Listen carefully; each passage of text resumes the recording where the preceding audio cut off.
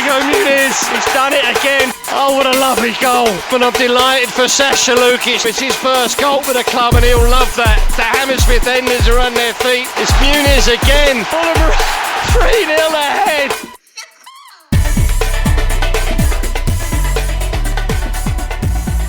Hello and welcome to That's So Craven, your Fulham podcast from Down Under. We are here to talk about a wonderful Sunday afternoon in London. Certainly was for me, even though I wasn't in London, but it was a wonderful Sunday afternoon. And with Fulham back to winning ways, our first win in 4 matches, our first win away against West Ham in 23 years, believe it or not. And our first league double against West Ham in 56 years. 1966, the last time we beat West Ham twice in the league. How about that for stats? And the last person you thought would be rolling it out as well. But what a great day out. Always great to see Fulham return to winning ways. And, I can't wait to introduce a very full house here. We've got Skibby, a man on the ground, and a man at the match. Good evening, Skibby, or good afternoon. Yeah, hi, welcome. Oh, well, I'm glad to be here. I don't know why I said welcome, but yeah. It's good to be out in London at the London Stadium yesterday, and just from the first minute to the last, it was just absolute buzzing, and it's just nice to actually go on a away day and actually feel good about it. So, now looking forward to unpack it. Absolutely. And we've also got Dave at Crave. David, how are you? Whoops, have we lost him? Dave? Whoops. Dave is stagnant. Yeah, sorry. I feel like my internet's a little bit choppy, so you might find I drop out. I'm actually at my mum's today, so just looking after I've got the baby round with his nana. So, but unfortunately my signal's dropping in and out. But I had to log in because just so happy with how things went yesterday for Fulham. As you all know, I actually made a bit of a bad prediction of the game. I thought that given our recent performances away from home, we might not do the business. And God, felt so good to be wrong. Felt really good to be wrong. It was a great afternoon, and it seems as though that curse that Sammy put on us all when he rubbed my head before the Nottingham Forest game is well and truly lifted, and the world is back to normal. And Fulham are now have started to perform. So yeah, really excited to be here, and can't wait to get into it. Well said, Dave. Something we hear very frequently from our partners. Good to be wrong. Samuel, good evening. Hello. I'm very happy to be here. I don't know why I'm last on the introduction list. I'm your blood relative, but that's okay. This is a great day. This is an awesome day. This is going to be nothing but jubilance. I don't want to do what we've done on previous podcasts where we've dissected the game too much and taken a lot of negatives for a win. I just want to enjoy this. I will accept nothing but positivity, roses and chocolate, because what a beautiful day. I'm stoked. Let's get into it. Well, thanks, Sam. Thanks for setting out your agenda. Well, you do you, we'll do us. And let's talk about the game. Let's dissect it, just as Sam requested. So, I mean, the game starts at a very, very high tempo, and with some kind of weird things happening with everything we expected from a West Ham team of a side happy to give us the ball. I didn't see a lot of that from the outset, and they absolutely came at us. And I think it was, I can't remember exactly when it was, but it was very, very early on in proceedings. It was a mad scramble in our box, and the ball spills free after a Leno attempted save, and Antonio with an open goal smashes it above and beyond the crossbar. And what a difference it could have been. What a different day it could have been if that goal had gone in. Skibby, again, on the ground, tell us about how you felt in those first few minutes, and whether we'd got the preview right in terms of how this was all going to unfold. Yeah, it was complete opposite to what we predicted. Well, especially what I predicted anyway. So I think we talked about, West Ham love to give possession up. They love to sort of stay compact but really organised. And we just didn't see that. And I think it comes down to sort of their lineup where, they were missing Bowen.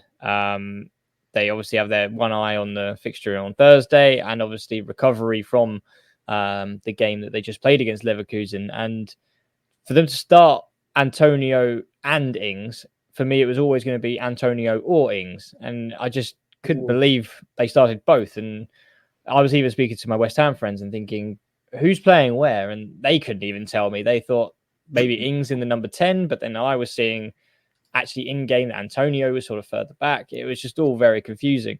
But for me, I predicted Tom Cairney to start.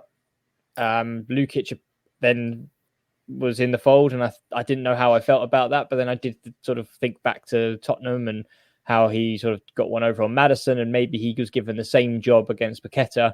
And I think we'll go into a bit that later on in the game, but that for me is what we saw. But yeah, West Ham straight out of the trap. I think really early on in sort of the 5th to sort of 7-minute mark, long ball over the top, as you mentioned. And I think Robinson gets caught short and Soufal goes through on goal. Great brave save by Leno, but falls exactly to Antonio, who on the pitch, I guess, is probably one of the people you want to fall it to, because his finishing and his composure is not exactly what he's known for. He's known for bullying and sprinting, but not so much his composure. And fortunately for us, it was a massive let-off, but he blazed it over the bar. But from that moment, it seemed to be a very open game that we could have been about 2-0 down at this point. And I don't know whether it was more of a masterclass from Moyes that, he expected us to think that they would give us the ball and would be able to dictate play as we like to be comfortable, but that didn't happen. Or whether it was the opposite, that Marco allowed them to have a bit more of the ball, allow them to sort of dictate play and trying to bring them out of their holes, because we just can't break down those teams. Therefore, but it seemed to me that we were backing off a lot more and allowing West Ham to come at us, bring them out, and therefore we could sort of find those gaps to attack. And I mean, when we start to sort of break down the goals, that's where we sort of found those gaps, and where we actually had success was when West Ham had attacked us and maybe overcommitted. But it was a very surprising start. But fortunately for us, come the sort of 10-minute mark, we managed to sort of get the first goal, which is amazing from a Fulham point of view, because we're not very good at coming back from 1-0 down, which it could have easily been very early on. Mm-hmm. Yeah, both Dave and Sam, either of you happy to jump in here. We talked about it on the preview. We discussed the possible lineup, and we discussed that, in possession or in a game where we were likely to enjoy a lot of possession, we felt that Tom Cairney would be a great starter in the midfield. I wonder, in switching it up and possibly trying something completely different, whether, Silva's actually picked Lukic instead of Cairney and actually given them the ball and said, okay, do something. Firstly, what did you think, Sam, with Tom Cairney not being started and Lukic given another opportunity? Okay. So I've actually watched this game twice now, because I kind of got a little bit wrapped up in the hysteria when I was watching it, and I wasn't really. Do you know when you're just enjoying a game, you don't really kind of like really break down the tactical nuance, or at least I don't. I just get swept up in it and just get swept up in loving Andreas Pereira. I'm really good at that. But Lukic is always one for me, which I actually think is really, really interesting. And I feel like I've kind of worked him out upon doing a second watch, because during the first watch, didn't really notice him that much because I was mainly just watching the ball, as you do. But what I think Lukic actually does not get enough credit for, and maybe I might be reaching here because I did do a concerted effort to actually watch what he was doing.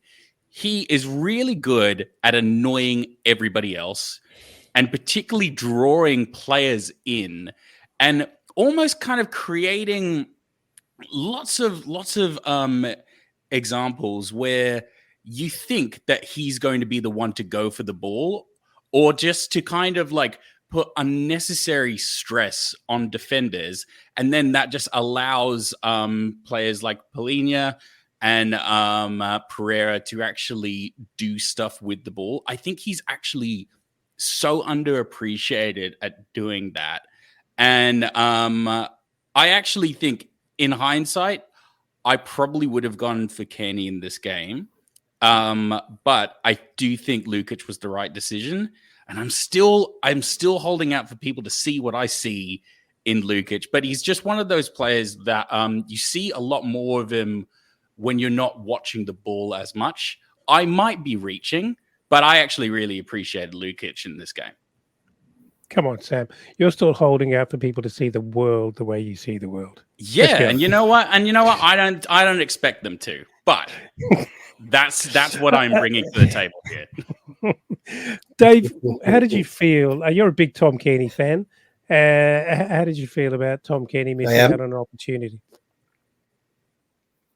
We, as you say, we spoke about it in the pod leading up to the game, and that was the one area that we identified was most likely for there to be a change in that centre mid alongside Polina. I think because we all expected to have a lot of possession, and I felt that we needed to be brave with our performance. Tom Kearney was the right move, but we also said we understood the argument for Lukic. If the Marco felt that by playing Kearney, West Ham on the counter attack might prove a little bit more. It might leave Polina a little bit more exposed on the counter attack. Sorry, you're distracting me with the screen here. I'm all over the place. Hang on. Right. Yeah, I thought we might be giving Polina. Marco Silva might have felt that playing Kearney would have let Polina be a little bit more exposed. And by bringing in Lukic, he's got a little bit more security alongside him. And I think that possibly was the thinking going into the game. But as Skibby alluded to, it kind of panned out kind of different to how we expected. West Ham didn't sit back from the start. They pressed us and, created some pretty good opportunities and could have easily taken the lead. So, but overall, we won the game, and, you can't argue with the selection in that regard. I don't think Lukic had an amazing game. I thought he was kind of good in parts. He was kind of in and out, quiet at times. But, we've won the game. We've taken 3 points. So who am I to question Marco's judgment? Yeah, I'm just wondering. And it was the first time I kind of thought about that when Sam was talking about the Lukic decoy kind of theory, or conspiracy theory, maybe. Mm-hmm. Or whether it was that, we had a plan, everyone thought that they were going to do X, and then Moyes actually does Y, which I'm still a bit confused as to what really happened there, because when we actually break down the game stats, you'll see fairly surprising numbers, and that I don't think anyone would have predicted going into this game at all. And I'm not sure whether Marco engineered that or whether it was Moyes who actually created that. But who knows? In any sense, I think, it was fast and furious for those first few minutes. And they had some pretty good opportunities. And I'm not going to say we were lucky, because I thought we were very, very good as well. And we were very, very attacking and incredibly positive. And I remember the commentator saying that West Ham have a very good record of going 1-0 down and then actually getting something out of the game. And I think it was something like, I think he mentioned that West Ham had collected 19 points up to that game so far in the season after conceding the first goal, which is pretty astonishing, really. I mean, obviously they're not all wins. There must be a few draws in that, but still, I think a Fulham team would be delighted to have that kind of record. And so for me, and surely every Fulham fan, I was not happy with one goal and one goal alone. Absolutely not, because I don't think anyone believed that. Sorry, we just lost Dave there. I don't think anyone believed that was ever going to be enough. But what was it purely just poor execution from West Ham, where we were defending well to keep them out? Were we actually minimising their attacking chances? Or do you think it was in the first few minutes we were just kind of both as bad as each other and not executing very well, Skip? I think we were just finding each other out. I think for us, or what I saw, was West Ham heavily packed the left side. So everything that they wanted to do was sort of coming through Paqueta on the left. I think Emerson and I think Ward-Prowse was kind of gravitating over to that side as well. And for me, that was sort of bringing us out of our shape. I think that's what caused Robinson to sort of be a little bit out of position for that chance that we mentioned, where Soufal managed to get beyond him. I think we did have to make some adjustments to try and just understand where West Ham were just focusing on, and it was down Fulham's right-hand side, which, I mean, on paper, you would probably say was probably on both wings. Right is probably our weakest. We seem to have a really good defensive action on the left with Robinson, and even Willian actually does his job sort of defensively as well. But from what I saw, everything was coming down West Ham's left.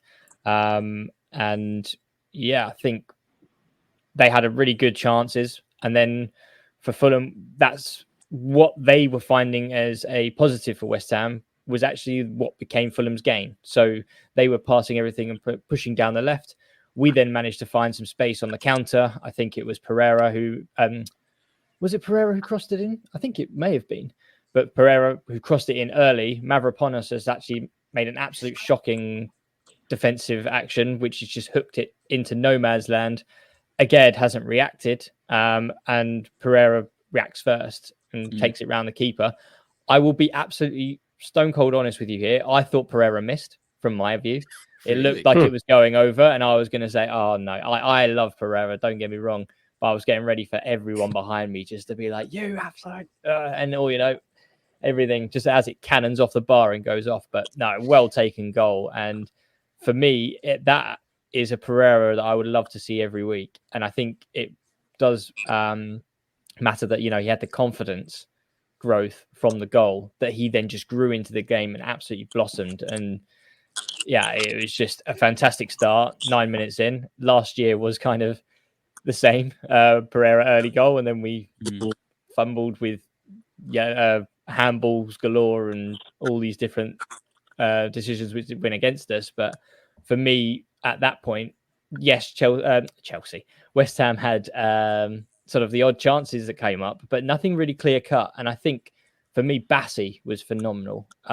He was just an absolute rock. Everything they threw in, with sort of Ward-Prowse that we talked about in the preview, with his set piece taking, doesn't really offer much in open play, but everything that was swung in, it seemed to be Bassi was getting there.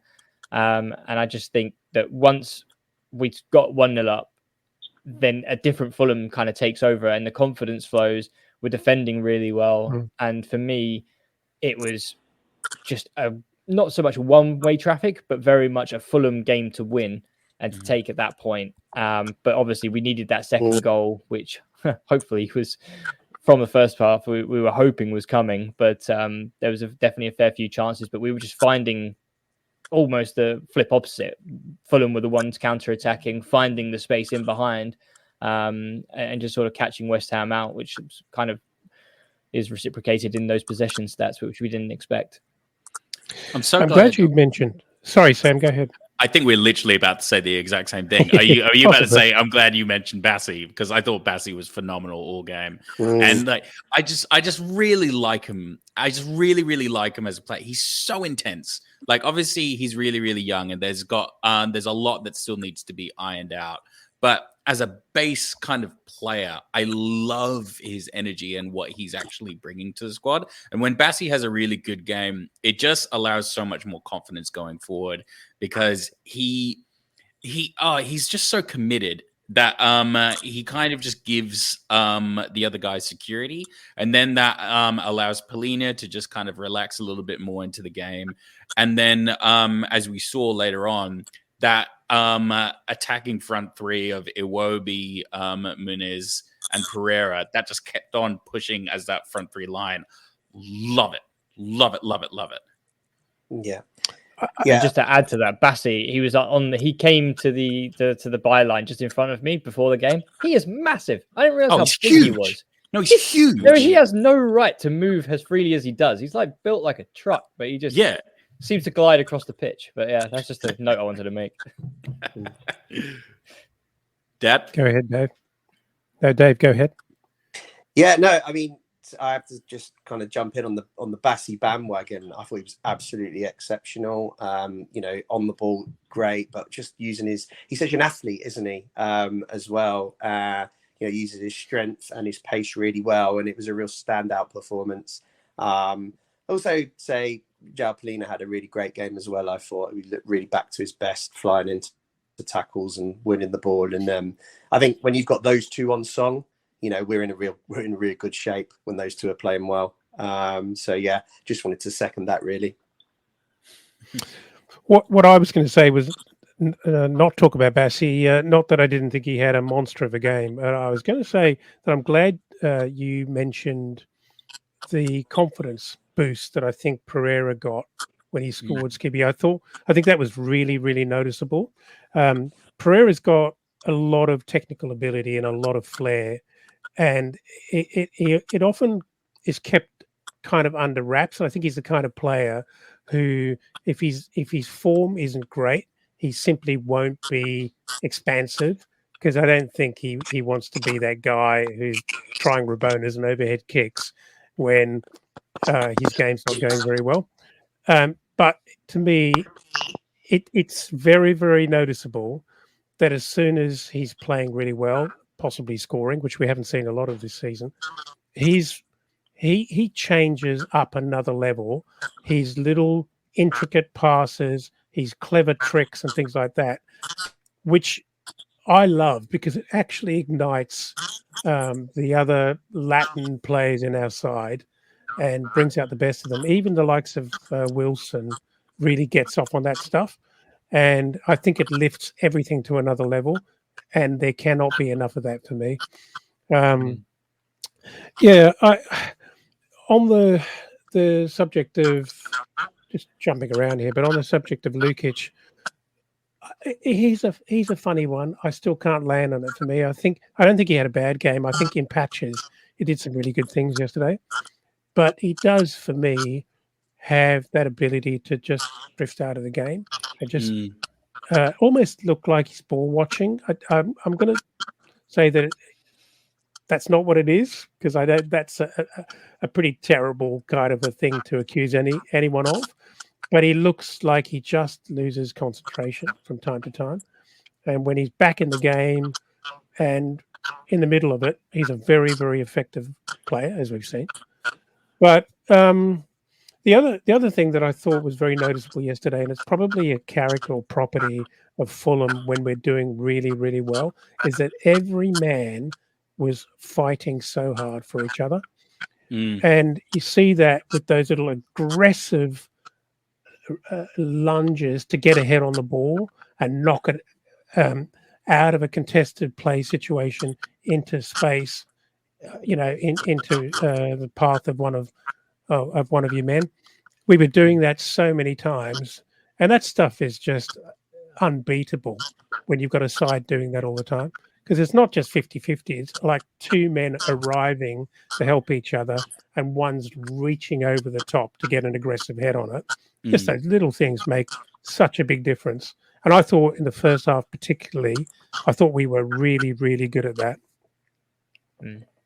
Yeah, I mean, we were seeing Pereira win tackles, which I haven't seen in every game. You were seeing sort of like Lukic and Polina double up on people. I think it was just, like you say, there was just this urgency around Fulham, which was really nice to see. But especially, I just can't fault Pereira. It was just, you were seeing a defensive part of his game and offensive. He was doing these really stupid passes. I don't know if you saw those in sort of like just after he scored, like he was doing like, I don't know how to describe them, back heel, but they were just these flare passes. And then when he's doing that, he's having a good game, and you just feel comfortable when he's doing that. And I think that was just commendable. But yeah, like you say, everyone had a good game. I'm still out for Lukic a little bit. I mean, he drifts in and out. I think you say, from my point of view, it's like hard to see that from in the London Stadium, really, that he drifts more out than in, I think, from what I saw. But hey, we kept a clean sheet, and for me, a strong competitive centre mid is key to that, and he was part of that, so I can't really fault him for that. So yeah, fair play to him. Let's see if he starts against Liverpool and does a sort of a similar sort of job. But no, I mean the players were fantastic from start to finish. Question to the group, because Pereira really interests me because he's clearly a confidence player. I mean, he was signed by Man United, I think, for a genuine reason, but he also can kind of like fall in and out of not being as consistent. But when he does turn it on, he's a really, really seriously charismatic, very, very interesting player that can add so much to a squad. How is that sustained? Because I mean, if Pereira was like this every single game, it wouldn't ever really be a question about his quality, but we do question his quality every now and then just because of his lack of consistency. So how does Pereira stay this Pereira? Because when he's on, Fulham is really his team, and it's amazing, and I love it. But I'm just posing a question to you guys: how do you keep Pereira there? It's a really good question, because I think that I don't know if you saw Marco Silva's comments on Pereira after the game, where he mentioned that he'd asked him to make sure that he's never falls behind the West Ham midfield. He's always ahead of them so that he can back Mooney's up and, get those runs into the box. And he said, we're constantly working with him on this. So I think that, Marco's clearly identified that pushing him further up the pitch, he could be a real threat, but it's constant coaching that's going to get him to that level. And hopefully he takes a lot of confidence out how the game went for him on Sunday. And hopefully that means that his kind of contribution towards goals, which hasn't been particularly bad this season, so actually I think he's got our most assists, is that right? But I think the frustration is that, there's been games where he hasn't really provided, good opportunities for players or taken his chances. I don't foresee him as a natural finisher by any means. He actually probably could have had a hat trick on Sunday. I thought he missed probably the easiest chance of the free that he had, the one that was laid across the box to him, and he put wide of the post. All he had to do is hit the target, really, and that would have hit the back of the net. So I think Marco's asking that very question, Sam, and I think that he's constantly trying to find a way of unlocking a consistent level of performance out of him, for the team. So, yeah. I think the goal celebration shows how much faith Marco has in Pereira, and kind of the kind of sort of love that Pereira needs to be able to be playing at that kind of level. I think we've seen it a lot in Fulham in past years. Like Bobby Zamora comes to mind. Like if you're against him, he will hate you and just not perform. But as soon as you start singing any kind of songs or getting behind him, then he becomes suddenly a 15 to 20 goal a season striker, which is just unbelievable. So the talent is there. And I think the same with Pereira. It's just like, if he has a bad game and people start to get on his back a little bit, then he will start to sort of shy away and make mistakes or just do the simple things. But I think you just saw, as soon as the ball hit the back of the net for the first goal, he had a massive smile on his face and he pointed towards the bench and ran straight to Marco Silva, and they both shared an embrace. And like that, for me, is just sort of almost like a fatherly thing, where I think he's just one of those players which needs the arm around him and to sort of keep him going. And I think for him, coming off the back of a game, scoring 2 goals and being man of the match, and especially in a game where you're playing against your kind of rival number 10 for international spot, and you've come out with a glowing rapport, whereas Paqueta not so much. He didn't really do much, seemed to lose his head at the end, could have got red card, but it was just great for him to see. Hopefully the international manager sees that, and I think that's got to have something that plays on his mind where, I've just had a really great game, everyone's singing my name right at the end of the game. I think Boa Morte dragged sort of Pereira towards the fans, and everyone was singing and chanting for Pereira, which I think is just exactly what he needs. And I'm hoping that does give him the fuel and light the fire underneath him that, that gets him, even only with 5 games left, that, he can carry on this form that he's picked up in this game and carry it forward. But I think hopefully that will allow us to sort of see a much more successful and a much more adventurous Pereira, rather than just sort of the coaster that we've seen in the sort of the past few weeks. Yeah. If you think about that first goal, the build-up was a beautiful ball from Iwobi actually targeting Muniz.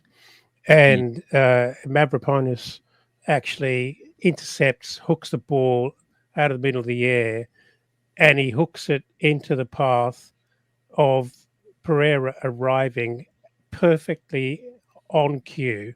And maybe having put that away very calm, well, he did a great job of rounding the keeper, putting it away. But maybe his joy in celebrating that goal was that is what Silva has been pushing him to do, to actually be right up there and arriving in the box and supporting Muniz. And particularly in a situation where Muniz was really closely marked by a couple all day, which I'd like to talk about as well. But that was possibly exactly the sort of stuff they've been working on, and it came off. And you can always tell when something they've been working on comes off. It's a good feeling, and everyone knows what's just happened. And I'm sure that was a moment of great joy and satisfaction, really, for the team there. Let's talk about Muniz. Didn't get a goal yesterday, almost did 45 seconds into the second half, which would have been a worldie of a back healer. I thought he had a really, really good game, actually. He didn't score, but geez, he looked every bit the classic centre forward. So strong. A couple of those times you could see how he was actually arching his back and holding guys off, and he got a lot of close attention. And as Jack and I were talking about it, sitting on the sofa, he's got some pretty good vision, actually, under a lot of pressure. And even if those passes and layoffs don't come off, they're always very well intended. His vision is absolutely spot on. And he's improving so much with that play. And he deserved a goal yesterday, but I thought he had a really good game. Guys, what do you think? Yeah, I mean, I agree. I think it was a perfect centre-forward performance, just missing the goal, really, wasn't it? As you say, hold-up play, strength, constant nuisance in the West Ham defence, gave Agard a really hard time. He was involved in both goals in the way, and the first goal, Iwobi's pass was clearly meant for his run to the back post, and he put the ball out wide for Iwobi on the second goal as well. So involved in the link-up play too. So what's really good to see, and I think it's really important, is that all strikers are going to go through little spells of not scoring goals, and that's when you have to look at what's their contribution to the team. He's still giving us that. So that's really, really important moving forward. It means you can trust him that even when he's maybe not getting on the score sheet, he's still going to be providing, hold up play and support for the rest of the team to attack. And I think that's, giving me even more confidence that he can be our long-term number 9.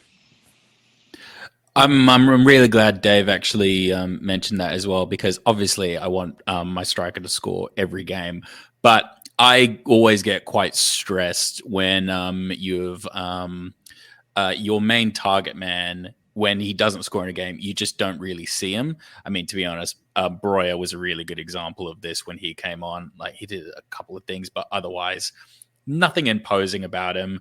Nothing kind of like controlling. For somebody as young as Moon is, the way he can actually control his position and just kind of assert himself so much in a game is so positive. I mean, it is shades of Mitrovic. Mitrovic used to do this all the time. Just so imposing and just kind of like he's really good at any point you think he can score, so you need to be watching him 24/7. I mean, that back heel that he did is just so indicative of that class. You give him a second and he can make something work. And I just love him. He's just it's so fresh to actually see it in a 22-year-old. He's so absurdly young. And for him to be as strong, I mean, he's not the freight train that is Haaland, but he is something that can potentially like grow and I'm really loving Muniz. Yeah, he mixes it up as well, I think, and that's the real key thing for me. If he's a sort of a one-trick pony, you know, like long ball up, tries to head it, flick it back, and you know, and just hope God that somebody's running in behind. But long ball up, I think he chests it back to Pereira and allows Pereira to then spray out, and you know, because he's obviously facing the right way that he can then pick that pass. It's almost like triangles, but in a really like dimensional way. But I think with that, he's also bringing the ball down, looking out for Willian on the far side, looking out for Iwobi, and he's really mixing it up. And I think, like you say, Absolutely. he at times he would bring the ball down, unbelievable touch. I think he's got the best chest of the ball that I've seen a Fulham player have at the moment. It just goes dead. And then, you know, Aged or Mavropanos is on his back and he's holding them off like they're not even there. And then looks up, bang, just lays it off. And what I love about him is he doesn't stop when he's laid that ball off. He lays the ball off, he spins, and he's getting into that box. And I think that is all you can ask for him. I mean, let's be real. He's a Fulham player. He's not going to score every week. I know we've been absolutely spoiled the last couple of weeks, but let's be honest. Like, we can't expect him to score every single game because if he did, he wouldn't be playing for us.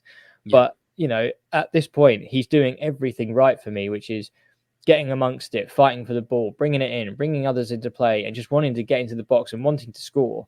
And I mean, the chance we talked about, which definitely was a half chance of, you know, the back heel, but he had two defenders there, but neither of them could clear the ball because of his presence and just the fact that he was just being there, roughing them up. And that's all you can really ask for him. And I like the fact that we're not depending on Mitrovic anymore just for all of those goals. I think we're now bringing in a lot more players. We've just come away from a 2-0 win where our striker didn't score. And Iwobi should have had a goal and potentially Willian should have shot more, I think. But, you know, a lot more people are getting amongst the goals. And I think that's very, very key to Rodrigo Muniz and his just number 9 play, which is at the moment is scarily good and getting better and better by each game. Yeah, I definitely agree with that. As you say, sure, we'd love him to keep scoring, but what is very impressive is that his all-round play seems to be improving week in, week out. And I think there's a lot of that's confidence because I think he's no longer a secret. People notice him and know him now. Yep. And I think, I actually think that actually builds quite a lot of confidence. When you know that you've been marked as a key player, it makes you feel good. I think your chest swells a lot because you know that you know someone's going to do a job on you. And if 2 players want to come, fine, let's take them out of the game and give my mates more space to score goals. Guys, let's talk about possession because I think there's some pretty interesting stats in all of this. And no doubt people have probably got around these general numbers already, but some quite surprising numbers here. Possession, 58% to West Ham, 42% to Fulham. Who would have called that? 549 passes West Ham, 412 passes Fulham. Yeah, I would have not expected those numbers. And we talked about that a little bit earlier, but it's very, very interesting to see this. 15 shots on goal for West Ham, 18 to Fulham. 4 shots on target, West Ham, 10 shots on target, Fulham. Sounds about right. 8 corners to West Ham and only 3 to Fulham. Interesting. 6 fouls, West Ham, 13 fouls, Fulham. Let's talk more generally about our defence. As we said, Bassi had a barnstorming game. I thought it's interesting that I thought Castagna appeared to be quite quiet. He didn't have a massive standout game, but he was pretty effective. And his work rate was, as always. How do we think Tosin played? How do we think Anthony Robinson fared? Tosin for me was okay. He made a few kind of it just wasn't that composed. I think that's the best way to put it. There was a couple of times where, Bassi was very much, it's a stark contrast. Bassi was very much someone who would get a foot on the ball, look for a player, try and use it. Whereas Tosin was very much sort of lamping it. It was going sort of higher than it was longer. And there was a couple of instances where those, and you're just thinking, oh, Jesus Christ, Tosin, just put your foot on it or just try and look for a man or something. But there was just very much like a very contrast display of one player here wants to be, or apparently is being thought of by a lot of the top clubs at the moment, whereas Bassi is sort of going under the radar, which is quite nice. But yeah, I think Tosin, he was steady, but he wasn't as good as Bassi. And for me, if you were to sort of suggest about swapping him for Diop, I still wouldn't be against the idea. He seems to have good. It's just okay. I think that's the best way to put it. It's just I'd be more worried about losing Bassi for a few games for an injury or suspension rather than Tosin. But he was okay, and I thought Jedi was probably not as impactful as he normally is in terms of getting down the byline and sort of getting those balls in. But maybe that's a commitment to West Ham and having him sort of locked down by sort of Kudus. Is just a very, very good player. I mean, I'm not going to sugarcoat that. He's just unbelievable good player. So for Robinson had a lot of defensive work on his hands there. But yeah, I'd say that Jedi, I would say very steady, very consistent, but Tosin for me was just very okay, I suppose. Tosin for me is really interesting because I think he's good. I think he thinks he is a little bit more transcendent than I think he actually probably is. I think out of the backline of Castagna, Tosin, Bassi, and Robinson, I would say probably Tosin is probably the easiest to replace. I mean, right off the top of my head, I'm thinking of Joachim Andersen filled that spot just as good, if not potentially even slightly better. I mean, Diop last season basically completely took Tosin out. So I do think if Tosin does want to leave, I think we could actually fill that spot. It's kind of similar to the conversation we were having the other day about Reed. If the only reason you're in the squad is because if somebody else drops out, then yeah. And I think we could actually invest in somebody potentially better because Tosin, I think he pairs really, really well with Bassi, but I think that's actually more of a testament to Bassi than it actually is Tosin. And maybe that might be a little bit unfair, but I think Bassi just needs somebody stable. He doesn't necessarily need somebody to be excellent.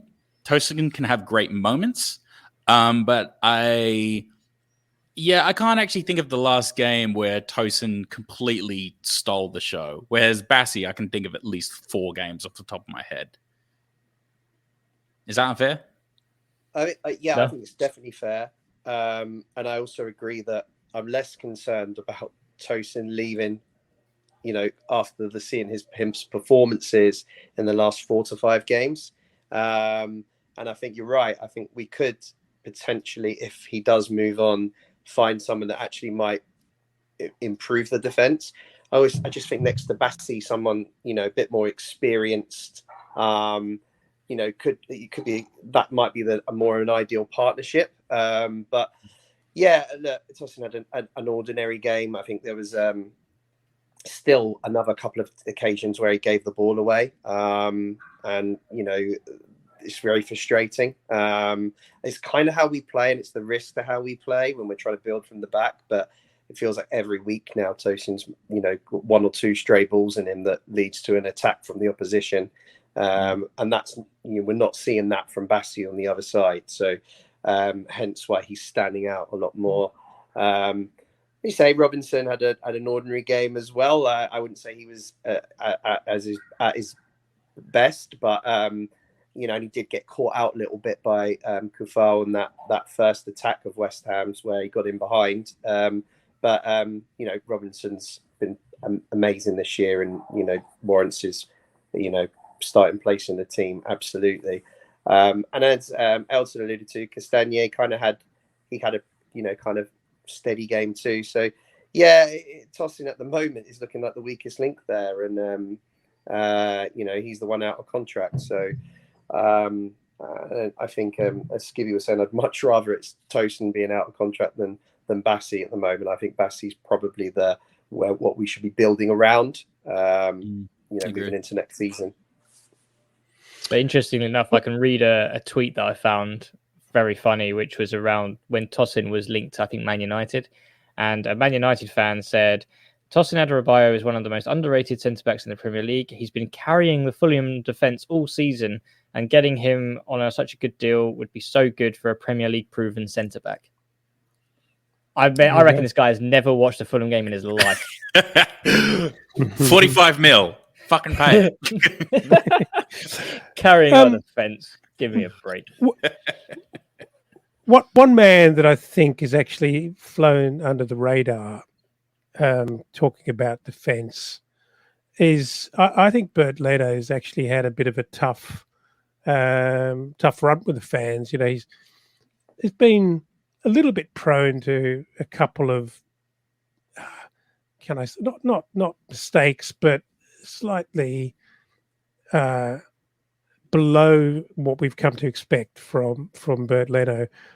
I thought he had a pretty good game yesterday, actually. I thought he made a couple of pretty good saves. And as it always is with goalkeepers and wicket keepers, you don't notice them when they're doing a great job. But, it's very easy to be critical when the glaring mistakes come through. But I actually thought he had a pretty good game yesterday. And lest we forget, he is a very, very key man to this defence. And, a clean sheet is never as simple as a great goalkeeper, because it starts with the midfield and it starts with everyone defending.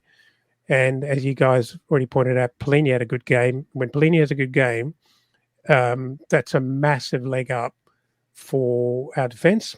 They're getting proper shielding. And yeah, I just thought it was worth mentioning that whilst not standout, arguably Fabianski made more critical saves than Leno did yesterday. But I thought he had a pretty good game. And if before the haters get on to Leno and start suggesting that he's not, or we could do better, you got to be kidding me. And that's hark back to all of last season and much of this season, where the guy's been absolutely outstanding. So yeah. Best in the league if fantasy is anything to go by. So, well, okay. Look, if we're all because I was about to not say anything because I just have a bit of a bias. I just really like Bert Leno, but genuinely, you can obviously kind of lean on the obvious and be like, well, who would you rather, Leno or Rodak? But let's be a little bit more nuanced here. He is so crucial to just allowing everybody to play more confidently. I don't even necessarily think he's error prone. I think if anything, for the last couple of games, maybe the defense has let him down just from various errors. And I'm always quite reluctant to actually blame a goalkeeper. And I think when you blame a goalkeeper, it has to be quite obvious. I mean, if you think of Fabio and Rodak over the past couple of seasons. They've had good games, but they always kind of make you a little bit uneasy in certain periods. Bert Leno's bad game is better than Rodak's average game, in my opinion. Yeah. And that's all the conversation. No yeah, and that's all the conversation needs to be. It's like, what is your base level? I can handle a bad game, but what is your base level? And his base level is very, very high.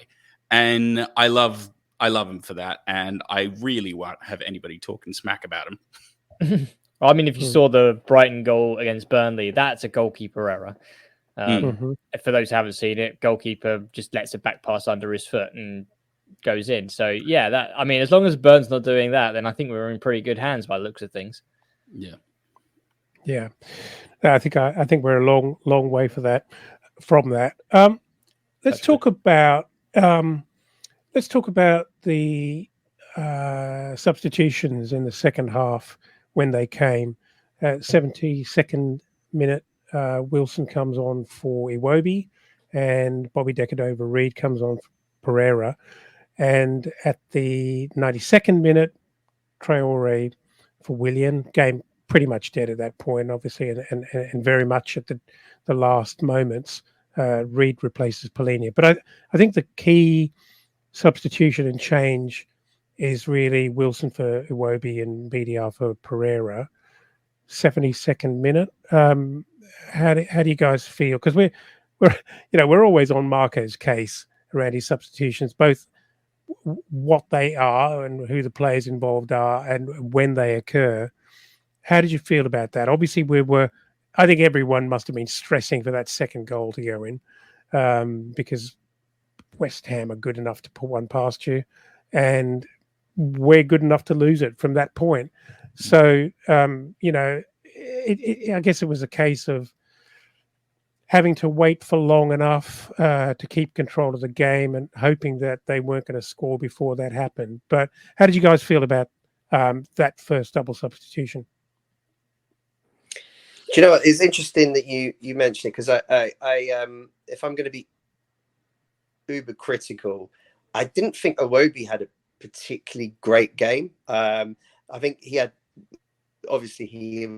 was involved in both goals, and I think hopefully that gives him confidence, because I don't think we've seen the same player since the international break. I think his form's kind of dropped a little bit. So I'm just really hoping he takes a bit of confidence now from those assists and being back involved in, goal contributions. So yeah, I wasn't surprised to see him kind of come off for Wilson. I was more surprised to see Pereira come off. It's just so strange that, I think there's been, big periods this season where everyone's kind of questioned, Pereira and, his place in the team, but he's played 90 minutes every week regardless. And then now he's where he's probably in one of his best places this season. He seems to be coming off after 70 minutes every game. So that's a really strange dynamic that's kind of entered into the team, into Marco's thinking, sorry. And that was the one, having said that, Bobby came on and was quite industrious, and as you know, we 2-0 up at the time. It was a case of holding the game out, and there was a few stoppages towards the end that stopped West Ham from getting any momentum.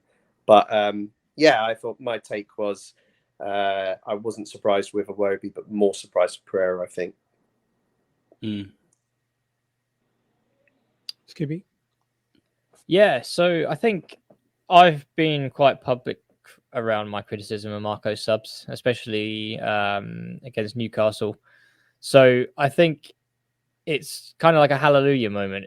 I'm hoping anyway. It looks like he learned from Newcastle, where if you don't take away your complete core team all at the same time, then suddenly you actually still have a hold on the game. So he left Willian on, who for me is still one of our most impactful players in terms of skill and just calmness on the ball.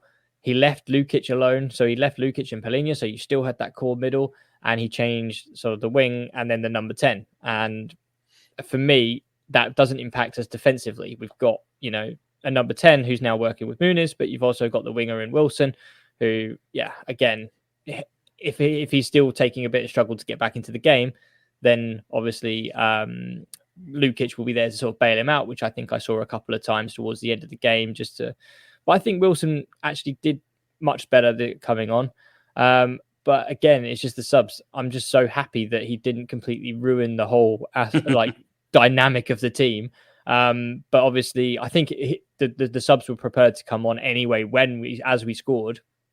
So it's way easier for them to come on at 2-0 than at 1-0, where it's a little bit squeaky. But no, I think the subs were much better. And then towards the end of the game, we're starting to see Reedy and Broja, who are much more sort of fringe players now, I think it's fair to say. So being in a position of 2-0, where West Ham didn't really look that they were coming back into the game, to give them a run out is always kind of good. Always love to see Reedy.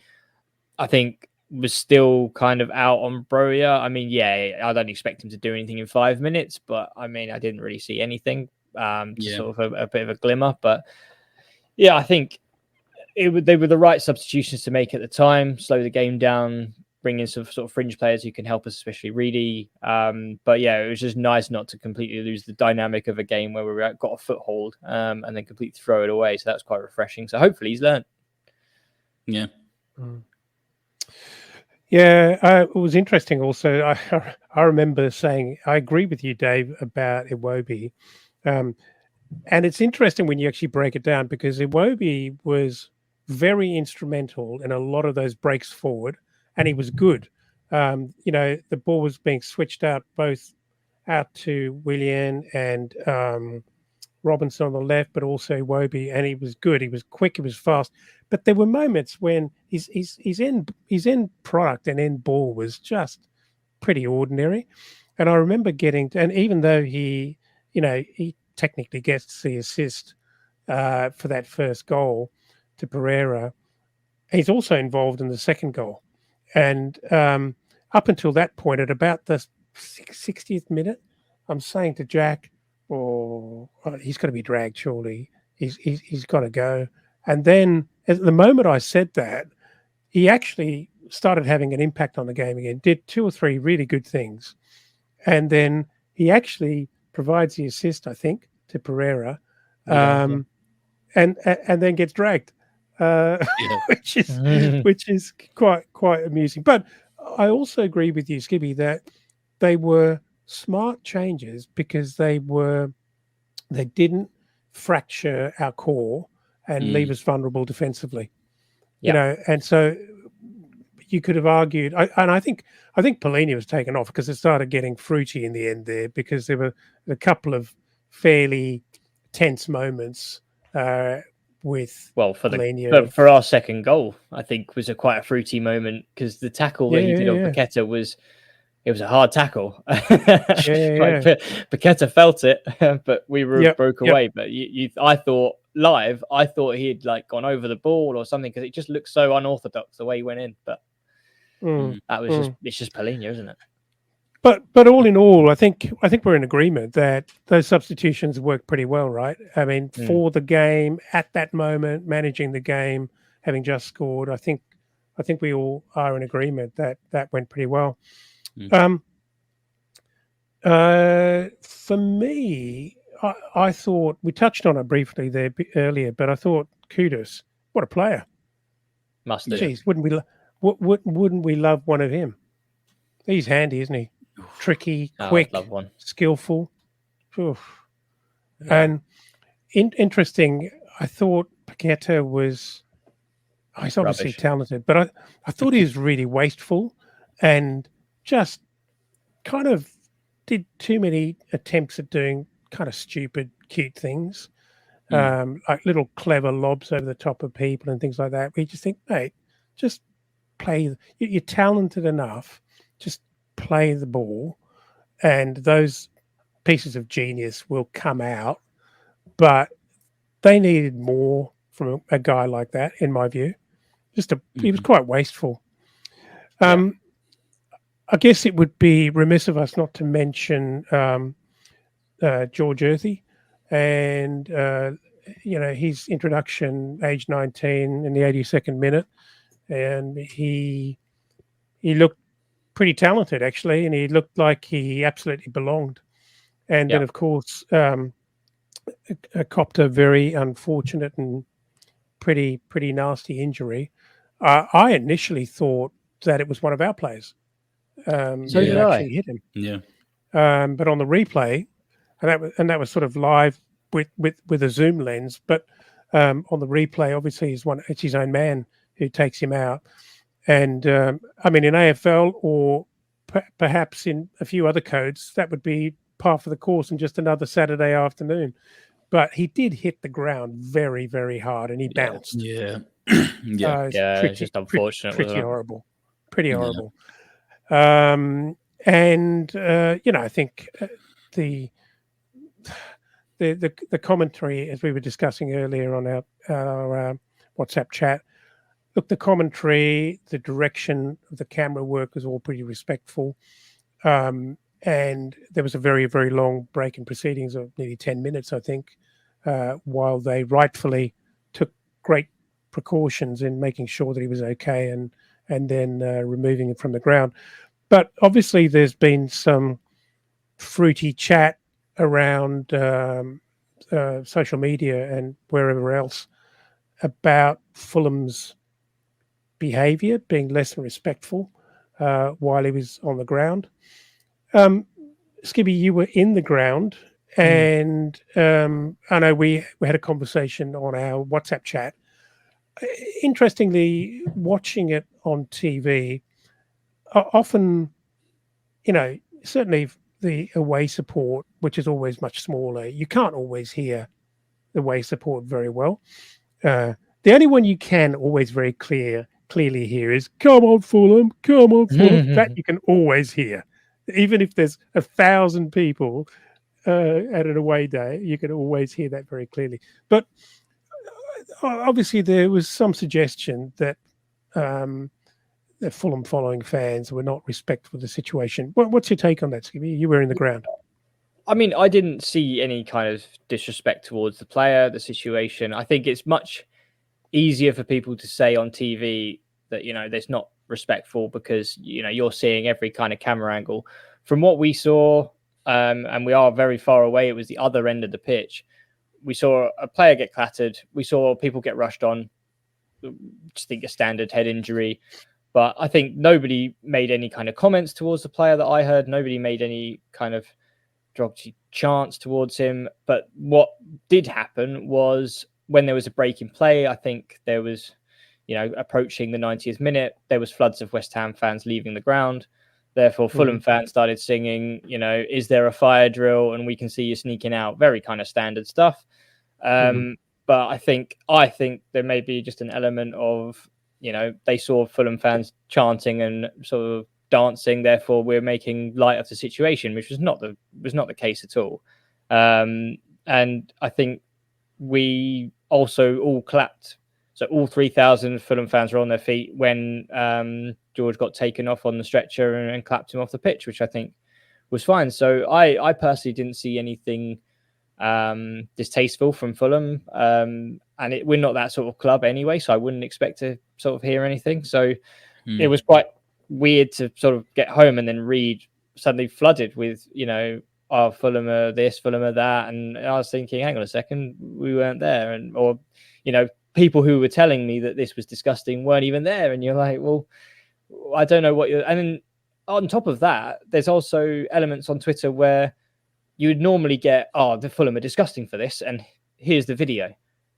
I've searched for it. I can't see what everyone's kind of linking to. And I want to see it from that perspective to see if there is anything that seems wrong. But from Fulham's perspective, it may have just been a mistimed time to start a chant where we saw people leaving, but it was kind of more around what's happening around us, having a bit of a laugh at that, but nothing to do with the actual situation on the pitch. So, and I guess to add to that, I actually play football with someone who is friends with cousins of George Earthy, and he says that he's just a minor concussion. He's okay, and he should be sort of back training within a week or so. So, which is really good to hear, considering how sort of serious it seemed. But and glad that he's on the mend. But no, from my perspective, there wasn't actually anything sort of distasteful from Fulham. It may have just been something completely out of context, and that's it, really. And I think it's a non-starter as a story.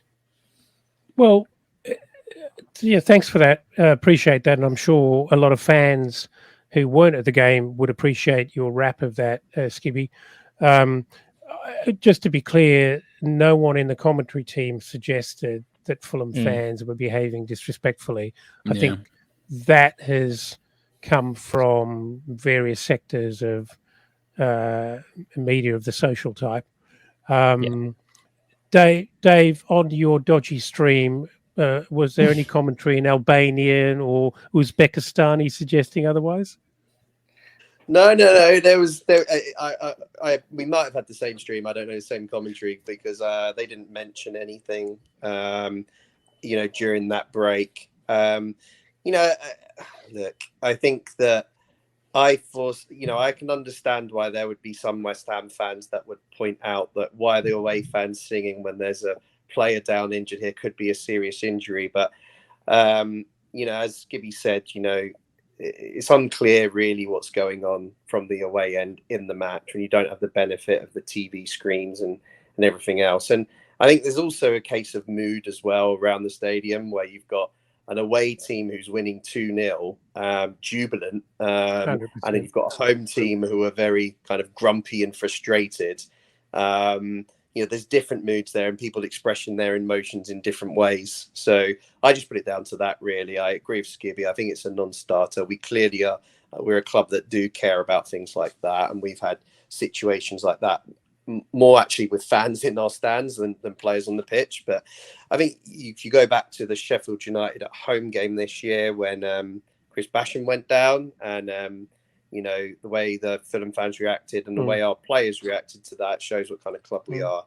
And I think it's just a case of some frustrated West Ham fans who weren't having a very good afternoon, looking for something else to moan about personally. But I'm really glad to hear from Skibby that the players going to be okay, because that's the most important thing here.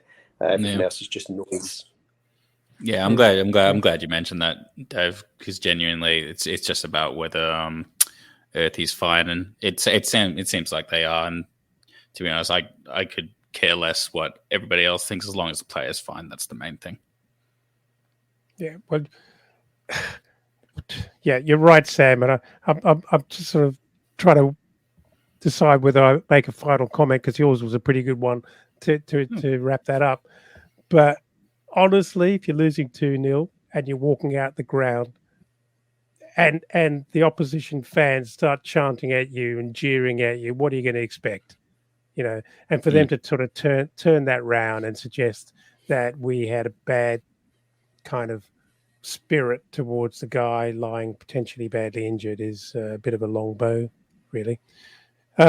Guys, yeah, thanks very much for tidying that up. I'm sure that would be of interest to a lot of people, and I think people, Fulham fans, would like to know that we are the club we say we are. So thanks very much, Skibby, for your insights and your wrap on that. As I said, guys, I think we could probably wrap it up here. To everyone who's listening and everyone following on the live stream, thanks once again for your ears and for listening so diligently, and for your questions and your comments. Please always like and subscribe and follow us wherever you can. It helps tremendously, and we're always very, very grateful. So I'm going to wrap it up at this point. Sam, thank you for being here. Thank you very much. Thank you very much. I'm here whenever I can be. But genuinely, it's really, really lovely to just talk about a win and talk about positive things and just enjoy a conversation and just relish in good. Liverpool next. Anyway, thanks for having me. Yeah, thanks, Sam. Skibby, thanks again for all your insights. Appreciate you bringing your away day experiences into the room today. No worries at all. And yeah, it was really kind of uplifting until Sam mentioned Liverpool, and then my heart sank a little bit. But but also some wholesome content to finish by myself. Apparently, when Muniz was subbed yesterday, he just stood off the bench staring at the away fans as they all sang his song and was just watching and just taking it all in. So, God, I love that man. So, more goals from him, please, against Liverpool. And look forward to the next one. He's so romantic. He's literally he's everything but just doing poetry on the sideline. Finally, but certainly not lastly, thank you very much, Dave, for joining us today. Yeah, and thanks for being patient with me with my less than ideal signal, which has shown me drop in and out of the chat a few times. But look, it's great to come on and talk after a win, particularly an away win. They don't happen very often. Look, I'm hoping the next away win is just as enjoyable, because the next away game is Brentford. I did notice, just a last point to that Polina can't miss that game now through a 15-game yellow card ban, because he's only on 12 yellows. So unless he's sent off, he'll be playing in that game, and that's one game I'm really looking forward to now towards the end of the year. So hopefully we're having a similar positive conversation after that one in a few weeks' time.